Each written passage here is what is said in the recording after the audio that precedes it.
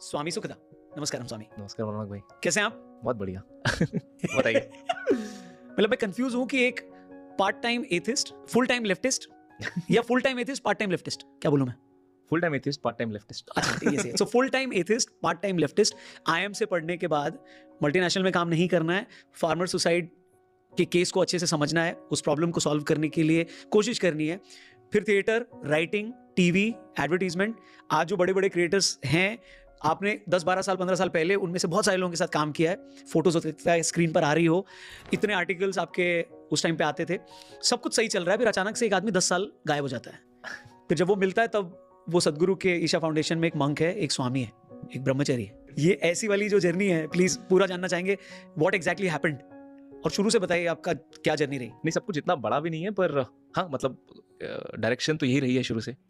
अगर शुरू से लें तो बचपन, जैसे कि मैं हरियाणा में एक छोटी सी जगह भिवानी से हूँ। हरियाणवी स्वामी? हरियाणा का आदमी ब्रह्मचारी? नहीं मतलब ऐसा नहीं है, अक्सर हमने हाँ, वह भिवानी में जैसे क्या है कि या तो लोग बॉक्सर होते हैं या फिर लोग रेसलर होते हैं।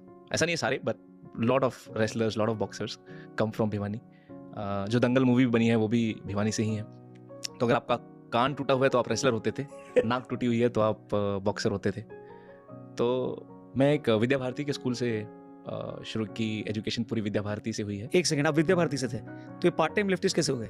विद्या भारती में पढ़ने का ये अच्छा है कि आपके अंदर एक देश के प्रति समर्पण काफ़ी आता है कि आपका इंट्रोडक्शन, चाहे आप विवेकानंद से बात करें या आप दयानंद सरस्वती जी का नाम लें या फिर भगत सिंह की बात करें, आपका बहुत स्ट्रॉन्ग एसोसिएशन, आपके अंदर पेट्रियोटिज्म, आपके लिए डिवोशन टुवर्ड्स योर कंट्री, आपका ये फीलिंग कि मुझे देश के लिए कुछ करना है, बहुत स्ट्रांगली रहता है। तो वो बचपन में था।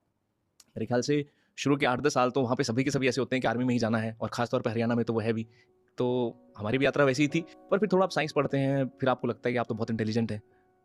थोड़ी समस्या होने लगती है, आपको लगता है आप टीचर से भी ज़्यादा इंटेलिजेंट हैं। फिर कहीं ना कहीं मेरे ख्याल से थोड़ा इरेवरेंस आने लगता है, फिर आप मंदिर जाना बंद करते हैं। फिर उसके बाद जब आप कॉलेज पहुंचते हैं, जैसे मेरे केस में मैं जब कॉलेज पहुंचा तो आप लिटरेचर पढ़ते हैं, और बहुत सारा उस टाइम पे चेखव की किताबें बहुत सस्ती होती थी, क्योंकि इंडिया रशिया का रिलेशन, तो चेखव पढ़ा हमने। फिर उसके बाद आपने थोड़ा दोस्तोवस्की पढ़ लिया, फिर वो पूरा लेफ्टिस्ट लिटरेचर है, और फिर आपके मन में सवाल आते हैं कि अरे यार ये तो सब